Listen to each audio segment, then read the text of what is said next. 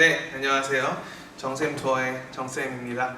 오늘은 근대학원에 대해서 소개해 드리려고요. 바로 넘어가겠습니다. 근데 지금 스크린이 안 내려와 있잖아요. 스크린이 고장나서 안 내려가더라고요. 그래서 조금 보는데 불편함은 있겠지만 그냥 뭐 오늘은 다행히 사진 자료가 엄청 많지는 않거든요. 그래서 잘 안 보여도 그냥 따라오시면 좋을 것 같습니다. 일단 지난 시간 배운 내용 한번 복습해 보도록 할게요. 자, 사회 변동론 중에 우린 진화론에 대해서 배웠습니다. 진화론에 따르면 사회 변동은 뭘 가지고 있다고 보는데 맞습니다. 일정한 방향성을 가지고 있다고 본다고 했고요. 이 일정한 방향성은 세 가지 단계를 거친다고 했습니다. 무슨 단계였죠? 맞아요. 야만 단계에서 미개 단계에서 문명 단계로 제가 줄여서 야미문이라고 소개를 해드렸죠. 모든 사회 변동은 동일하답니다. 야만 사회를 거쳐 미개 사회를 거쳐 문명 사회로 발전하게 된다. 즉 사회 변동은 진보 및 발전을 의미한다라고 얘기하는 게 바로 진화론이었고 실제 서구 사회의 진화 과정, 사회 변동 과정이 이런 과정이었습니다. 그렇게 서구 사회의 진화 과정을 설명하는 게 바로 사회 변동론 중에 진화론이라는 걸 기억을 해주시고요. 그 다음에 사회변동을 바람직한 방향으로의 변화인 진보 및 발전을 의미한다. 제가 방금 말씀으로 드렸네요. 이게 이제 사회변동론 중 진화론의 핵심이니까 기억을 해두시고요. 그 다음에 근데 이 진화론 같은 경우는 모든 사회가 시간이 지나면 진보하고 발전한다고 보는데 꼭 그렇진 않잖아요. 어떻게 될 수도 있어요? 이게 꺾일 수가 있죠. 즉 쇠퇴하거나 퇴보하거나 멸망, 해체가 될 수도 있는 그 측면을 간과하기 때문에 이 진화론을 비판하면서 순환론이 나오게 된 거고, 순환론은 네 가지 단계를 거친다고 하죠. 무슨 단계? 맞습니다. 생성, 성장, 쇠퇴, 소멸이죠. 그래서 이렇게 네 가지 과정을 거치게 된다라고 표현을 하고요. 결국에 모든 사회는 최종적으로 어떻게 됩니까? 맞아요. 소멸을 하게 됩니다. 해체를 하게 돼요. 소멸하는 운명을 가지고 있다라고 본다고 말씀을 드렸습니다. 잘 안 보이는데 운명이라고 적혀 있습니다. 그래서 사회 변동을 운명론적 시각으로 바라본다라고 얘기를 했고요. 그래서 개인의 주체성이나 역동성, 자율성 등을 경시하는 비판을 받는다고 했습니다. 그리고 또 순환론에 따르면 비판점 중에 하나가 지금 우리 사회가 어느 사회에 위치해 있는지 알 수가 없다고 했죠. 생성, 성장, 쇠퇴, 소멸 중 어느 단계인지 알 수 없으니까 예측이 어렵고 그로 인해 대응도 곤란하다는 비판을 받는다고도 말씀을 드렸네요. 그에는 진화론과 순환론의 단점들이 있었죠. 여러 가지가 있었는데 다 챙겨가시면 되겠습니다. 그 다음에 또 사회 변동을 설명하는 구조적 관점은 우리에게 익숙한 기능론과 갈등론이 있고요. 기능론에 따르면은 자, 사회 변동을 좋아합니까? 싫어합니까? 사회 변동을 싫어한다고 했죠. 왜? 지금 상황이 어떠니까? 가장 안정적이고 조화롭고 균형을 이루고 있으니까. 근데 우리가 살아가는 사회는 사회가 변동을 하잖아요. 사회가 변하니까 이 사회 변동을 설명할 수 있어야 한다고 했고, 그래서 기능론이 말하는 사회 변동 결국은 뭘 회복하는 과정이다? 맞아요. 기존의 균형이 회복되는 거죠. 균형의 상태를 찾아가는 과정이 사회 변동이라고 얘기를 합니다. 뭔가 문제가 생겨서 기존의 균형이 깨질 수는 있지만 다시 이 기존의 균형을 돌아가려고 하면서 나타나는 변화가 있겠죠. 그래서 그때 나타나는 변화가 바로 사회 변동이라고 얘기를 하는 거고요. 그래서 점진적이고 일시적인 사회 변동만 설명하고 급진적이고 이렇게 급격한 그런 사회 변동을 설명할 수 없다는 비판을 받게 됩니다. 네, 이거랑 대비되는 이제 갈등론 같은 경우는 사회 변동 자체도 무슨 구조 속에서 났습니다.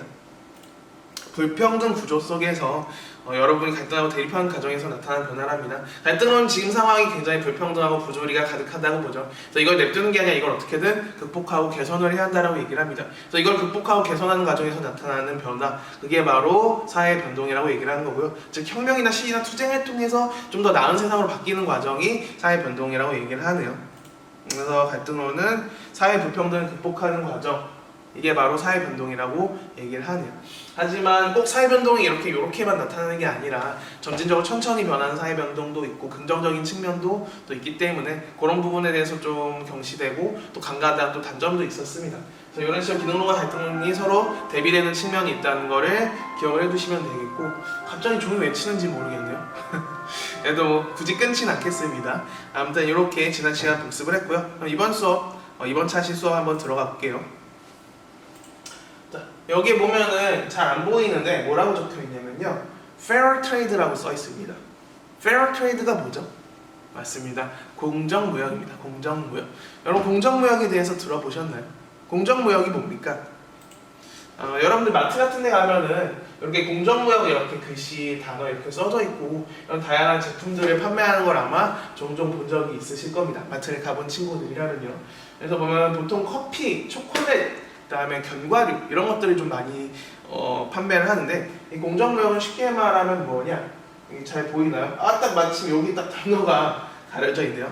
공정무역은 쉽게 말하면 이런 카카오나 그다음에 이런 견과류들 이런 것들을 생산하는 국가들은 일반적으로 제3세계 국가죠. 아프리카에 있는 국가들 이런 제3세계 노동자들에게 공정한 대가를 지불하고 물건을 구매하는 것 원료를 구입하는 무역이 바로 공정무역이 되겠습니다. 우리가 실제로 소비하는 커피나 초콜릿 값이 상당히 저렴하잖아요. 별로 비싸지 않잖아요. 근데 사실은 우리가 그 정도 가격을 가지고 커피나 초콜릿을 구매하면은 당연히 이거를 재배하는 데 노력을 기울이는 많은 노동자분들이 정당한 대가를 못 받고 있겠죠. 그러니까 그분들은 사실 착취를 당하고 있는 거거든요. 그래서 그분들에게 정당한 임금을 지불하면서 우리가 물건을 구매하자 하면서 이렇게 공정무역 운동이 나타나게 됐고요. 그래서 공정무역 제품들은 기존 제품들보다 좀 많이 비쌉니다. 상대적으로 훨씬 더 두세 배 이상 비싼 경우도 있어요. 하지만 그게 원래는 정당한 가격이라는 거죠. 그래서 공정무역 운동이 일어났는데 여러분들이 아마 여유가 있다면 공정무역 제품을 구매하는 것도 나쁘진 않아 보입니다. 아무튼 제가 왜 공정무역을 얘기했냐, 이 공정무역 내용이 오늘 배울 종속이론과 연결이 되기 때문이죠. 뭐 어떻게 연결이 되는지는 한번 같이 살펴보고요. 오늘의 학습 목표입니다. 근대화를 바라보는 이론적 시각을 여러분들이 비교해 설명할 수 있으시면 되겠고요. 그 다음에 두 번째, 이와 관련된 문제를 한번 같이 풀어보도록 하겠습니다. 그럼 먼저 이 근대화라는 게 도대체 무엇인지를 한번 같이 보시죠. 자, 학습지를 보시면요, 근대화는 밑줄을 쳐볼까요? 전 근대적인 상태로부터 근대적인 상태로 이행하는 과정이랍니다. 즉 쉽게 말하면 이 근대화라는 것은 농업사회에서 공업사회로 변하면서 나타나는 변화를 말하게 되고요. 이 근대화는 총 세 가지 측면으로 설명을 할 수 있는데, 일단 첫 번째, 경제적 측면의 근대화는 공업화, 다른 말로 산업화가 됩니다. 이게 경제적 측면의 근대화가 되고요. 두 번째, 다음에 정치적 측면의 근대화는 민주주의의 정착이라고 표현을 합니다. 민주주의. 그 다음에 세 번째, 사회문화적 측면의 근대화는 사회적 기회가 모든 구성원에게 균등하게 보장되는 것을 말한다고 합니다. 자, 그럼 같이 볼게요. 경제적 측면의 근대화는 산업화, 즉 공업화래요. 여러분 혹시 사진이 잘 보이기를 바라면서 이거 무슨 자동차인지 혹시 아시겠나요? 남자 친구들은 차에 관심이 많아서 그런지 바로 맞추기도 하더라고요. 유명한 해외 자동차 브랜드 중 하나인데 포드 자동차입니다. 포드 자동차. 이 포드 자동차가 유명한 이유 중에 하나가 이 시스템을 처음 도입했기 때문이고요. 네, 여기 보이는 것처럼 컨베이어 벨트 시스템을 처음 도입을 했습니다. 이로 인해 대량 생산이 가능해지게 됐죠. 그래서 되게 유명한 자동차 회사인데요. 이처럼 산업화, 공업화가 되면요, 대량 생산이 가능해지게 되거든요. 그래서 이게 경제적 측면의 근대화고요. 이건 과거의 자동차 공장 모습이라면 초기에, 지금은 이렇게 자동차 공장이 모든 게 전자동 시스템으로 다 이루어집니다. 그래서 금방금방 생산이 되죠. 이런 식으로 산업화를 거쳐서 이렇게 대량 생산이 가능해진 이런 변화를 경제적 측면의 근대화라고 얘기를 하고요. 두 번째 근대화는 이제 정치적 측면의 근대화인데, 정치적 측면의 근대화는 민주주의의 정착을 말합니다. 자, 지금 이게 사진 조금 잘려서 아쉬운데, 과거에는 주권을 누가 가지고 있었을까요? 주권이라고 하는 것은 국가의 의사를 결정할 수 있는 최고 권력, 최고의 힘을 말하거든요. 근데 과거에는 맞아요. 여기 지금 X표 쳐져 있는데 이분이 왕이시거든요. 네. 과거에는 왕이 모든 권력을 휘둘렀습니다. 모든 걸 결정하는 사회였죠. 그러다가 공무원 사회를 거치면서 귀족들이 그런 것들을 결정하게 됐고요. 근데 지금 현대사회에서는 귀족들이 정하지 않잖아요. 누가 정합니까? 맞아요. 우리 국민, 여러분들, 시민들이 정하게 되죠. 그래서 이걸 이제 국민주권주의라고 표현을 하게 되고요. 그래서 주권을 국민이 갖고 있다라고 얘기를 하게 됩니다. 그래서 여러분들이 좋아했던 영화 중에 변호인이라는 영화가 있어요. 송강호 씨가 열연을 펼쳤던 장면인데, 마지막 재판 장면에서 송강호 씨가 이러거든요. 대한민국의 주권은 국민에게 있고 모든 권력은 국민에게로부터 나온다, 이런 표현을 씁니다. 그게 바로 헌법 제1조 2항에 나와 있는 국민주권주의를 말하는 거고요. 그래서 이렇게 민주주의가 정착이 된 게 바로 정치적 측면의 근대화라는 걸 알 수 있습니다. 그래서 우리는 이제 실제로 대통령을 선거하거나 대통령을 선출하거나 국회의원 선출할 때 우리가 투표로 참여를 하게 되죠. 이런 민주주의의 정착이 바로 정치적 측면의 근대화고요. 그다음에 사회문화적 측면의 근대화는 이런 사회적 기회가 균등하게 보장되는 거래요. 과거에는 이런 사회적 기회가 소위 말하는 이제 갈등론의 표현을 빌리자면 지배 집단, 있는 자들, 기득권층에게만 보장이 됐겠죠. 근데 이제 이런 사회적 기회가 모두에게 동등하게 보장이 되지 않아요. 이런 사회적 측면의 근대화를 기회가 균등하게 보장된 측면으로 설명을 하게 됩니다. 뭐 어려운 내용은 아니고요. 이런 근대화가 이뤄진 배경도 시험에 나올 수 있는데, 일단 경제적 측면의 근대화가 가능해진 건 바로 산업혁명입니다. 산업혁명. 그 다음에 두 번째, 정치적 측면의 근대화가 가능해진 건 시민혁명이고요. 그다음에 세 번째, 사회문화적 측면의 근대화가 가능한 건, 가능하게 해줬던 건 계몽주의입니다. 계몽주의. 요거는 이제 산업혁명 이후에 18세기에 발생했던 산업혁명 이후에 그때 당시의 공장의 모습을 이렇게 그림으로 표현을 한 겁니다. 그래서 이렇게 산업혁명 이후에 공업화가 되고 산업화가 되면서 대량 생산이 가능해지게 됐죠. 그래서 이렇게 경제적 측면의 근대화가 완성이 됐고요. 그다음에 두 번째, 요거는 이제 프랑스 혁명, 시민혁명의 사진입니다. 그림이죠, 그림. 그래서 이렇게 프랑스 혁명이 시작되고 시민혁명이 시작되면서 많은 시민들이 이렇게 운동을 통해서 결국에는 주권을 따내게 됐죠. 그래서 민주주의가 정착을 하게 됩니다. 요 그림은 어디다 써놨어? 들라크루아의 민중을 이끄는 여신이래요. 민중을 이끄는 자유의 여신. 제가 이거 외웠었는데 순간적으로 기억 안 나서 약간 모냥 빠지게 써놓은 거를 읽어버렸는데, 아무튼 그런 그림이라고 하고요. 이게 양식 중에 로코크 양식이라고 합니다. 너무 TMI가. 뭔가 있어 보인 척 하려고 해도 실패했네요. 자, 아무튼간. 네, 뭐 이런 거 상식을 알아두면 나쁠 거 없겠죠. 네, 아무튼 그렇고요. 그 다음에 아무튼 이로 인해서 민주주의가 정착이 됐고, 그 다음에 사회문화적 측면의 근대화는 이제 계몽주의란 말이에요. 계몽주의는 이제 이성을 바탕으로 합리적으로 사고하는 것을 말하는데, 이성적으로 생각을 해보니까 이런 사회문화적 기회가 특권층에게만 보장되는 건 말이 안 되다 보니까 이걸 통해서 이제 우리의 사회적 기회를 보장해달라고 사람들이 운동을 하게 됐고, 이로 인해서 사회문화적 측면의 근대화도 나타나게 됐습니다. 뭐 어려운 내용은 아니죠. 자, 오늘은 지금 우리가 방금 배운 개념이 이 근대화의 과정을 설명하는 이론이 두 가지가 있는데, 그 이론에 대해서 제가 소개를 해드릴 예정입니다. 그러면 잠시 끊었다 설명을 드릴게요. 네, 그러면은 바로 근대화론에 대해서 설명을 해드릴게요. 근대화의 과정을 설명하는 이론을 근대화론이라고 하는데, 첫 번째 이론이 근대화론, 명칭이 근대화론입니다. 이 근대화론은 다른 말로 현대화론이라고도 합니다. 또 참고로 알아두시면 좋을 것 같고요. 이제 우리가 배울 이 근대화론은요, 우리가 지난 시간에 배웠던 진화론에 기반을 두고 있습니다.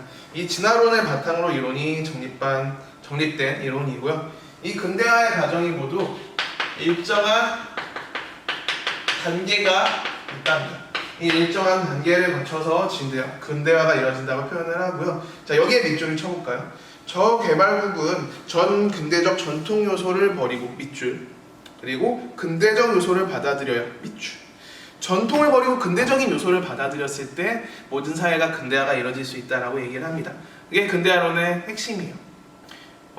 결국 이 근대화론은요, 우리가 지난 시간에 배웠던 진화론을 바탕으로 하기 때문에 사실 이 근대화론은 서구 사회의 근대화 과정을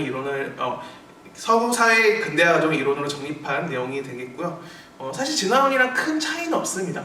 근데 이 둘의 구별점이 있다면 진화론은 사회 변동 과정을 설명하는 이론, 사회 변동 전체를 설명한다면 근대화론은 근대화의 과정, 오늘 우리가 배웠던 이 개념이 근대화 있죠? 이 근대화를 설명하는 데 초점이 맞춰져 있어서 설명 대상의 범위가 좀 더 좁다라는 거에 포커스를 두시면 될 것 같고요. 어쨌든 내용에는 큰 차이가 없습니다. 어쨌든 이 근대화론자들이 주장하는 건 전통을 버리고 전근대적 요소를 버리고 서구 사회에서 강조하는 가치관, 기술, 지식, 문명 이런 걸 받아들이면 모든 사회가 근대화가 이루어질 수 있다라고 얘기를 해요. 그래서 근대화론자들이 말하는 근대화는 근대화 이코르 서구화입니다. 서구 사회를 닮아가는 게 바로 근대화라고 얘기를 하고 있어요. 그래서 서구 사회에서 강조했던 가치관인 뭐 효율성을 추구하는 것, 개인주의, 합리성을 추구하는 것, 그다음에 서구 사회 발전된 기술 문명 이런 걸 받아들이고 전통 사회에서 강조했던 가치관인 뭐 가족주의, 온정주의, 전통주의 막 이런 걸 버리고서 전통 사회의 그러한 과거의 그런 옛 것들이 다 버렸을 때 모든 사회가 근대화가 이루어질 수 있다라고 얘기를 하네요. 근데 꼭 근대화가 서구 사회를 닮아가는 거라고 얘기할 수 있을까요? 당연히 그럴 수 없겠죠. 근대화의 과정도 다양하게 나타날 수 있을 거 아닙니까? 근데 서구 사회를 닮아가는 게 근대화라고 얘기를 하니까 이 근대화론자들의 주장은 누구 생각에 불과하다? 맞습니다. 서구 중심적 시각에 불과하다는 비판을 받게 되네요. 이 근대화론은 이 저개발국이 서구에 비해서 미개하다는 게 진화론에 근거한 이 서구 중심적 시각에 불과하다라는 비판을 받게 되고요.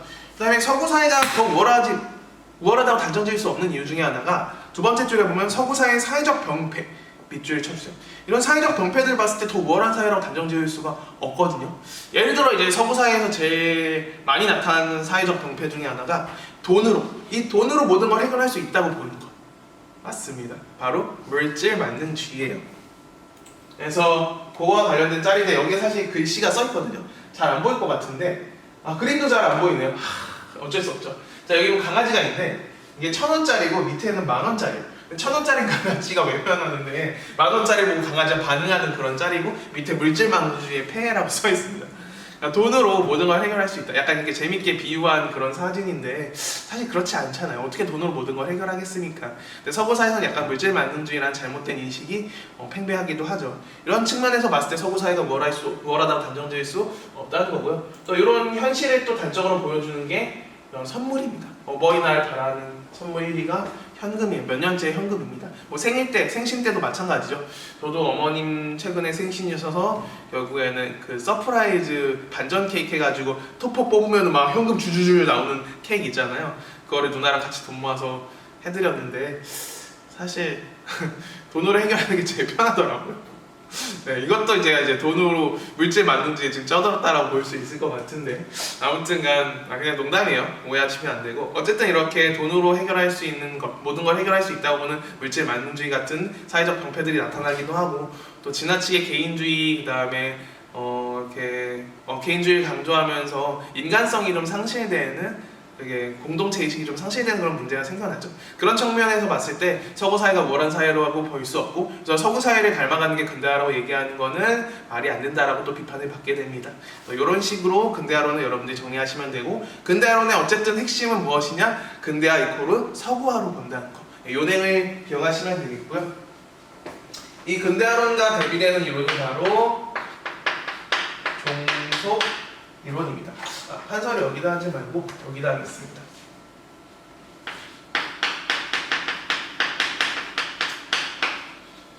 네, 종속 이론이고요. 자, 이 종속 이론은요 세상을 두 가지로 나누는데 중심부와 주변부로 나누게 됩니다. 여기서 말하는 중심부는 선진국 국가를 말하는 거고요. 주변부는 후진국 국가, 즉 저개발 국가, 저개발도상국 국가들을 말하는 겁니다. 근데 이 선진국인 중심부가 후진국인 주변부를 어떻게 하냐면요. 끊임없이 착취한답니다. 착취.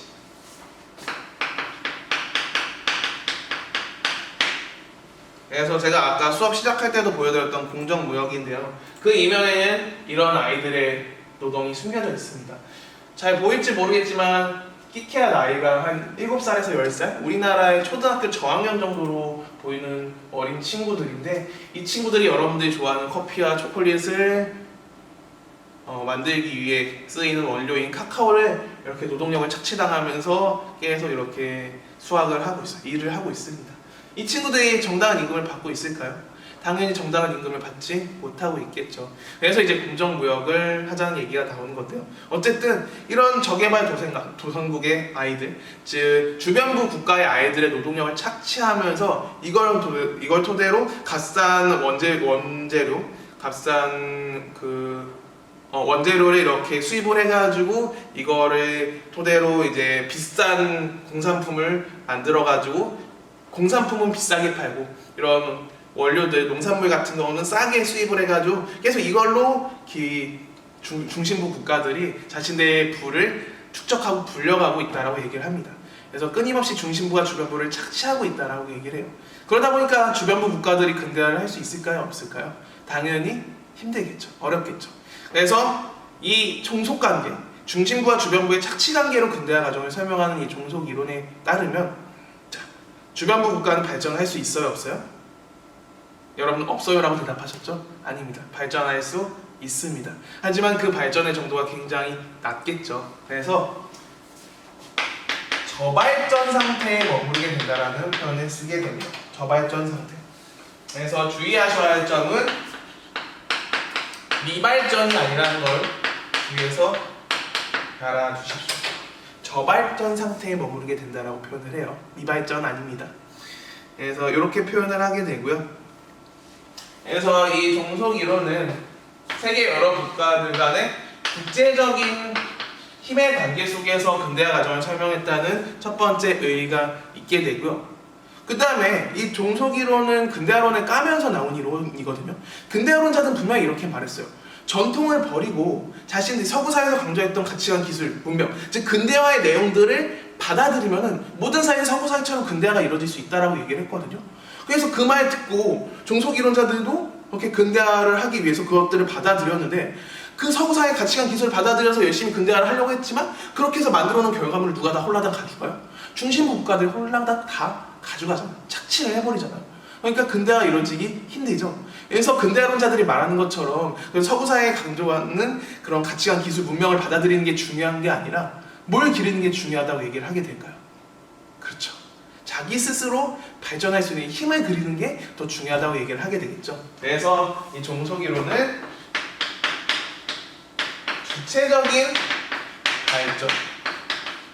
주체적인 발전을 강조했다는 점에서 얘기가 있습니다.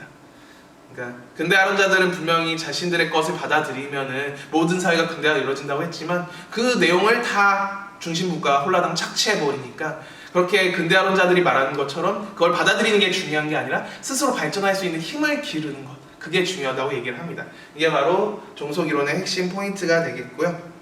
하지만 이 종속이론도 비판을 받는데요. 일단 첫 번째 밑줄을 쳐볼게요. 중남미 국가들의 특수한 사례를 토대로 제시된 이론이랍니다. 그래서 일반성이 미흡하다, 일반성이 떨어진다는 비판을 받게 돼요. 아르헨티나나 칠레, 그 다음에 브라질 이런 국가들의 실제 사회 현실 토대로 이렇게 종속이론이 만들어졌거든요. 이들 국가들이 근대화를 이렇게 받아들였어요. 서구사회 발전된 기술과 가치관과 문명을 받아들였는데 다른 선진국 국가들에게 착취당해서 근대화가 이루어지지 못하고 개발도상국에 머무르게 됐거든요. 그래서 이들의 실제 현실을 반영을 해서 이론으로 만든 건데 사실 이들밖에 설명을 못해요.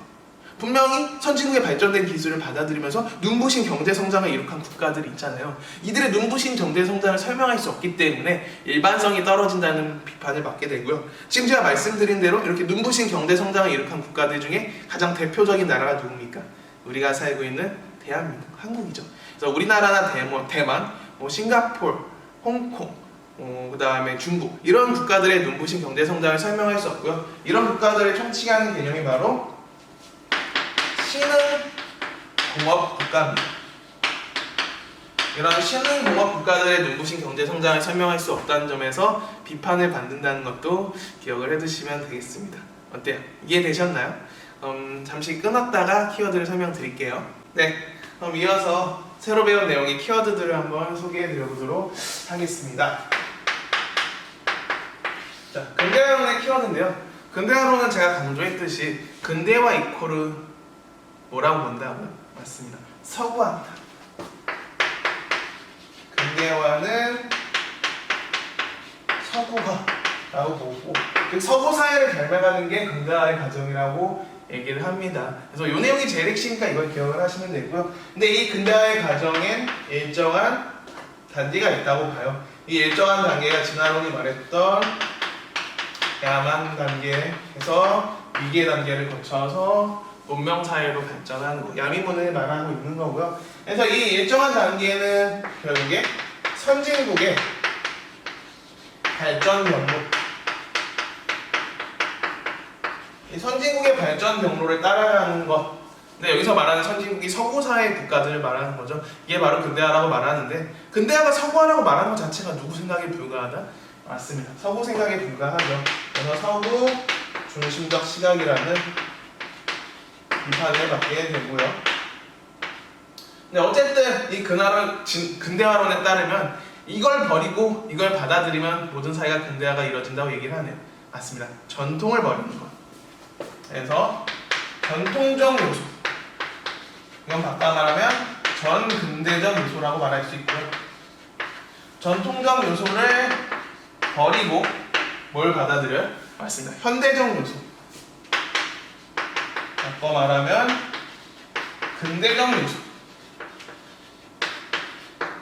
요걸 받아들였을 때 근대화가 이루어진다고 얘기해요. 전통적 요소를 버리고 현대적 요소를 받아들이면 근대화가 이루어진다. 이렇게 표현을 하니까 이 내용들이 근대화론의 키워드가 됩니다. 기억을 해주시면 되겠고요. 그 다음에 종속이론의 키워드도 한번 구분을 해보죠. 종속이론은 세 가지를 세상을 두 가지로 나눈다고 했습니다. 말이 섞여버렸군요. 자, 무슨 부와 무슨 부? 맞아요. 중심부와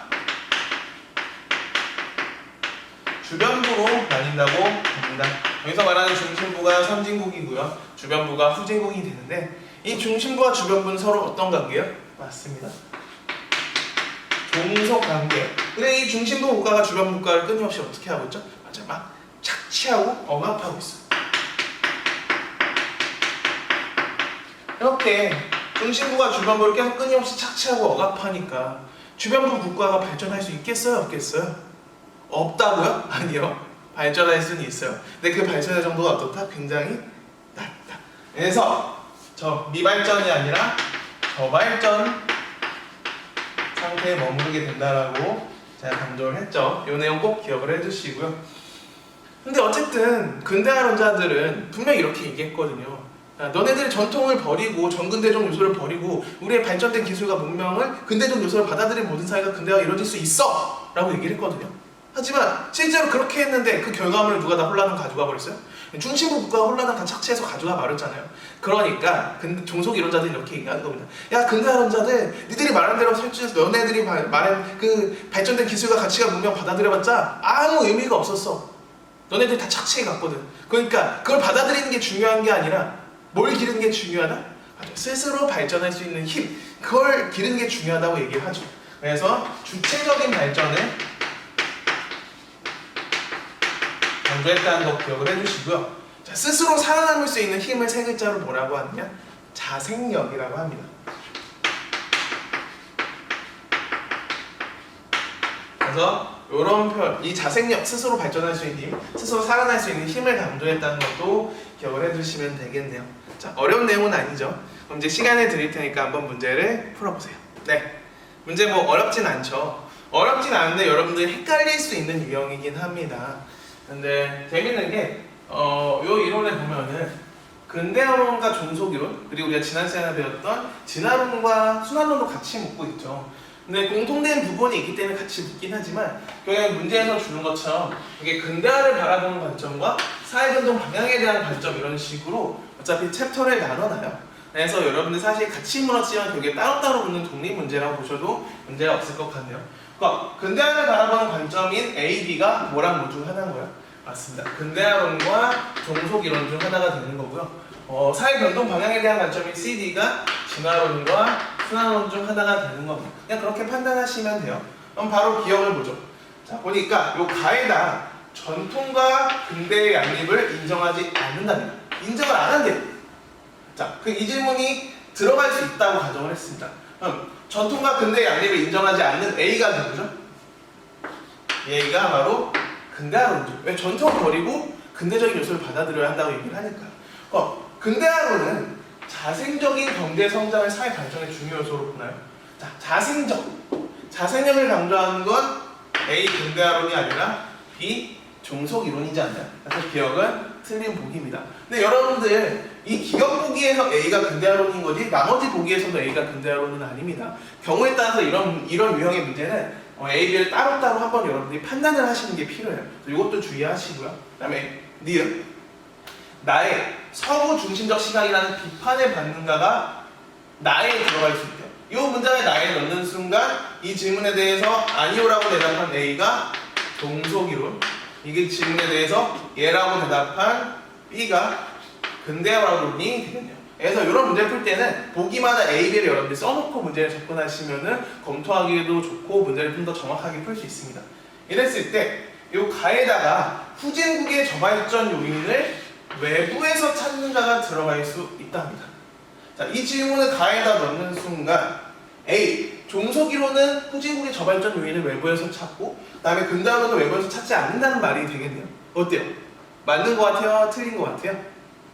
니은은 맞는 보기입니다. 자, 종속이론은 후진국의 저발전 요인을 외부에서 찾고요. 근대화론은 후진국의 저발전 요인을 내부에서 찾습니다. 자, 포인트가 뭐냐면 종속이론은 왜 저발전 상태에 머무르게 된다고 했어요?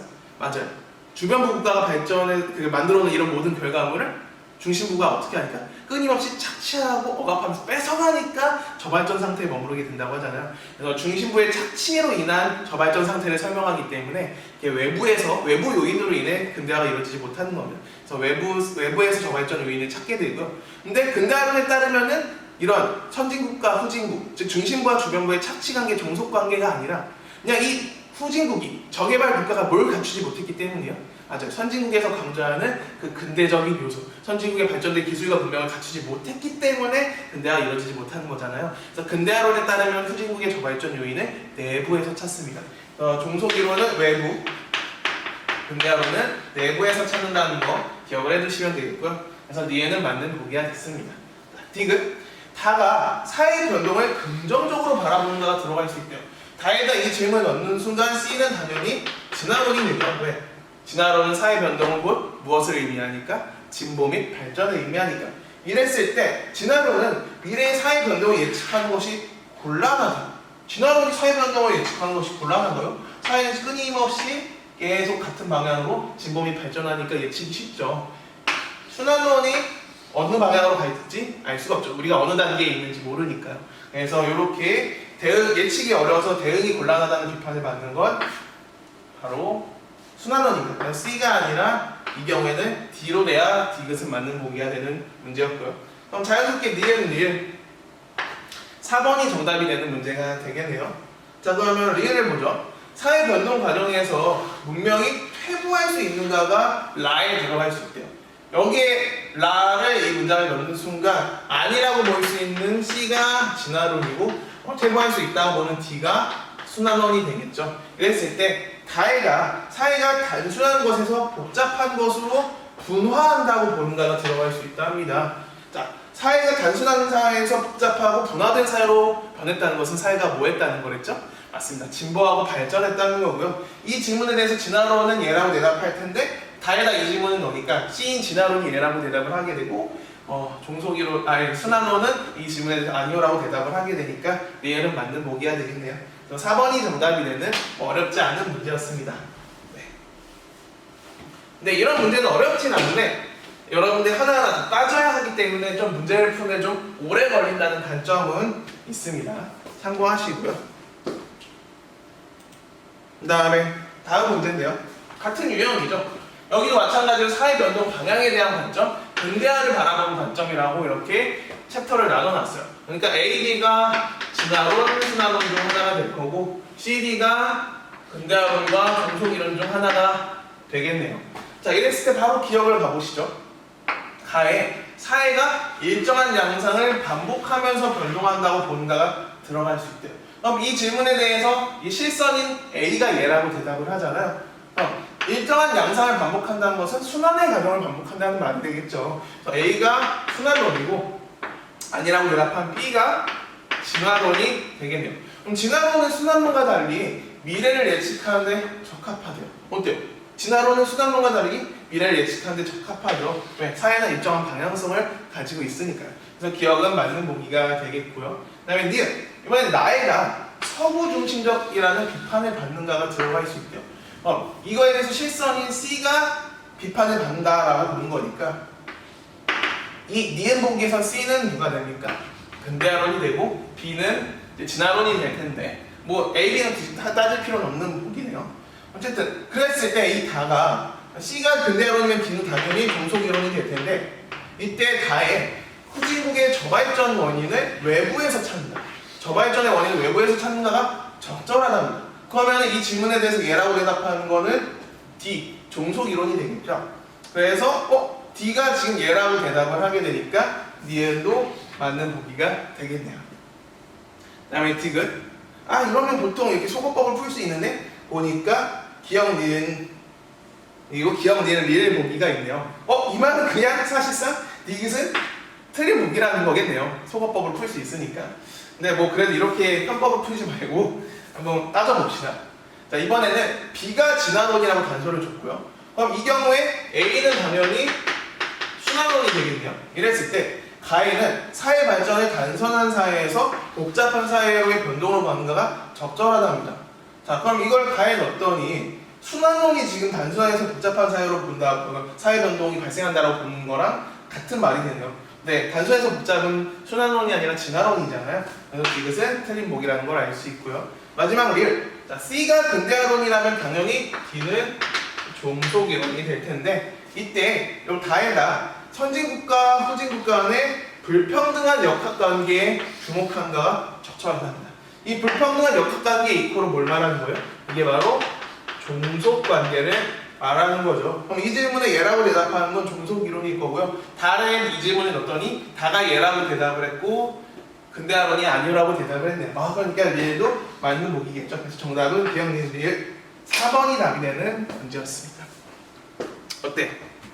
문제가 어렵진 않죠. 개념도 어렵지 않습니다. 다만 조금 푸는데 귀찮고 복잡할 뿐이에요.